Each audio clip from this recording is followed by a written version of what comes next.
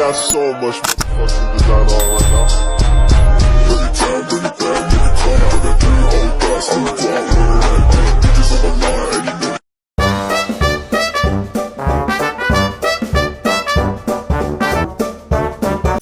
Assalamualaikum warahmatullahi wabarakatuh. Hai semuanya, perkenalkan saya Nur Ikramatus Sifa dengan nomor BP 2422013 dari jurusan Teknik Kimia Bahan Nabati. Di video kali ini, saya akan membahas materi tentang katalis, yang merupakan salah satu konsep penting dalam kimia, khususnya kimia industri. Tanpa katalis, banyak reaksi industri akan membutuhkan waktu lama dan energi yang jauh lebih besar. Kok bisa sih katalis mempercepat reaksi? Katalis mempercepat reaksi karena mampu menurunkan energi aktivasi, yaitu energi minimum yang dibutuhkan agar reaksi kimia bisa terjadi. Dengan adanya katalis, reaksi tidak lagi melalui jalur yang sulit, tetapi melalui jalur alternatif yang lebih mudah. Akibatnya, reaksi bisa berjalan lebih cepat meskipun pada suhu dan tekanan yang lebih rendah. Hal ini sangat menguntungkan dalam industri karena bisa menghemat energi dan biaya operasionalnya. Nah, katalis itu ternyata punya beberapa jenis yang berbeda. Secara umum, katalis dibagi menjadi 3 jenis utama. Yang pertama adalah katalis homogen, yaitu katalis yang berada pada fase yang sama dengan reaktannya, misalnya sama-sama dalam fase cair. Yang kedua adalah katalis heterogen, di mana fase katalis berbeda dengan fase reaktan, misalnya katalis padat dengan reaktan cair atau gas. Dan yang ketiga adalah katalis enzim, yaitu katalis biologis yang berasal dari makhluk hidup dan bekerja sangat spesifik terhadap reaksi tertentu. Setiap jenis katalis ini memiliki karakteristik dan penggunaan yang berbeda-beda. Supaya katalis bisa dipilih dengan tepat, kita perlu mengenal karakteristiknya. Karakteristik katalis adalah sifat-sifat fisik dan kimia yang dimiliki oleh katalis. Contohnya adalah luas permukaan, struktur pori, keasaman, dan aktivitas katalitik.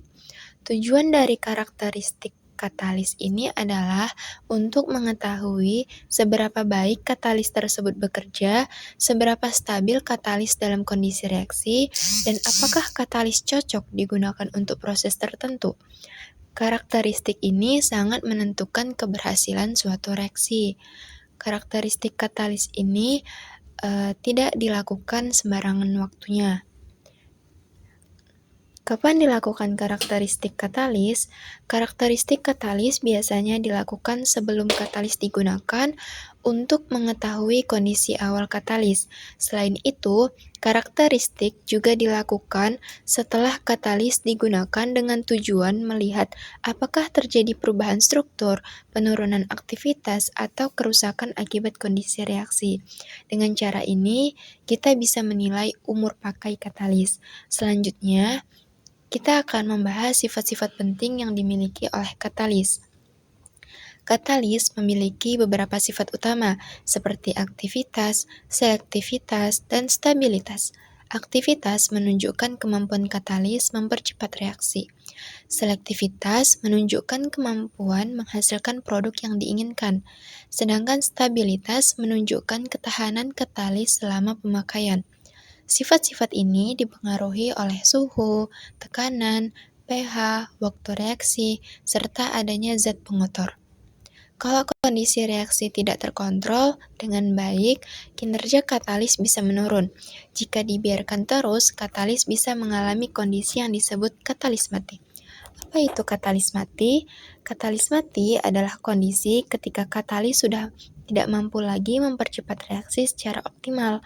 Walaupun secara fisik katalis masih ada, tetapi sisi aktifnya sudah tertutup atau rusak, sehingga tidak bisa bekerja dengan baik.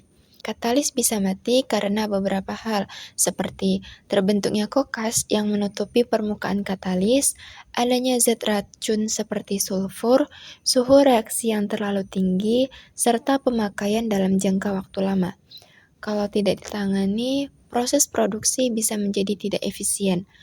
Katalis mati tidak selalu berarti harus dibuang ya teman-teman. Bisa dengan dilakukan regenerasi katalis, yaitu proses untuk mengembalikan aktivitas katalis yang telah menurun. Proses ini bisa dilakukan dengan pembakaran kokas, pencucian kimia, atau perlakuan panas tertentu. Regenerasi bertujuan agar katalis bisa digunakan kembali dan lebih ekonomis. Ini sangat penting untuk menekan biaya produksi suatu industri. Sekarang kita bandingkan masing-masing jenis katalis. Keunggulan dan kelemahan katalis. Yang pertama itu ada katalis homogen yang memiliki keunggulan berupa reaksi yang cepat dan merata, tetapi sulit dipisahkan dari produk. Kedua, katalis heterogen, keunggulannya itu mudah dipisahkan dan digunakan ulang. Kelemahannya itu biasanya memerlukan kondisi reaksi tertentu. Yang ketiga itu katalis enzim, kelebihannya itu sangat selektif dan ramah lingkungan. Sedangkan kekurangannya itu sensitif terhadap suhu dan juga pH. Supaya lebih jelas, kita lihat contoh katalisnya. Contoh katalis homogen itu adalah asam sulfat dan NaOH. Katalis heterogen itu seperti nikel, zeolit, alumina, platina.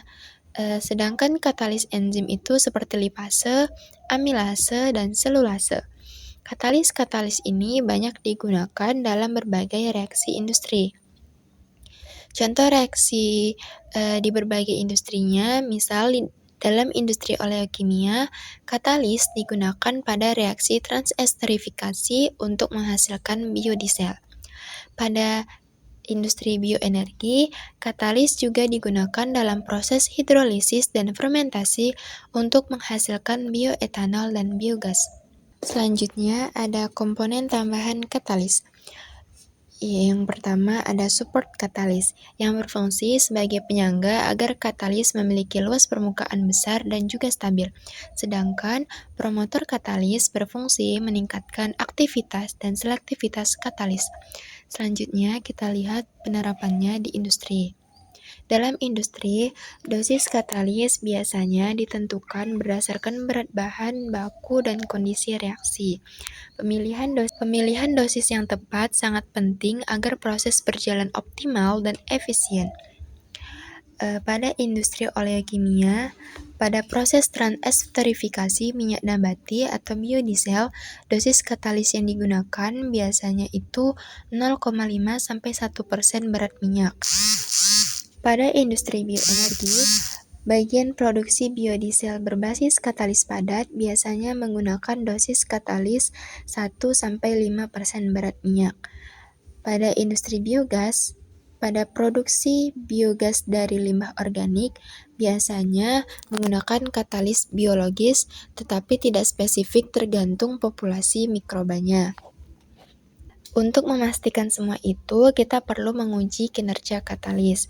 Kinerja katalis dilihat dari seberapa cepat reaksi berlangsung, berapa besar konversi reaktan, dan seberapa selektif produk yang dihasilkan.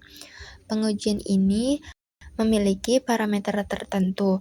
Nah, parameter uji katalis meliputi aktivitas, selektivitas, luas permukaan, stabilitas termal, dan umur pakai katalis.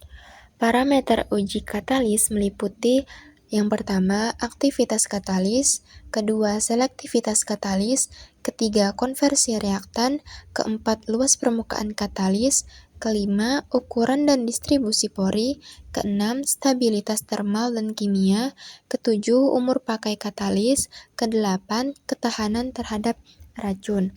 Terakhir, kita bahas aspek ekonominya. Nah, harga katalis itu bervariasi tergantung jenis dan bahan penyusunnya. Pada katalis padat, harga katalis padat itu tergantung jenis logam atau materialnya. Misalnya, nikel dan platina. Nah, katalis logam mulia biasanya lebih mahal karena bahan dasarnya mahal. Yang kedua ada harga katalis cair. Harga katalis cair umumnya lebih murah dibanding katalis padat berlogam, karena katalis cair sering berupa asam atau basa kuat seperti H2SO4 atau NaOH. Ketiga itu ada harga katalis enzim, yaitu katalis enzim biasanya memiliki harga paling tinggi. Hal ini dikarenakan proses produksinya kompleks dan enzim bersifat spesifik serta sensitif terhadap kondisi tertentu. Jadi, itulah pembahasan saya mengenai katalis, mulai dari konsep dasar hingga penerapannya dalam industri oleokimia dan bioenergi.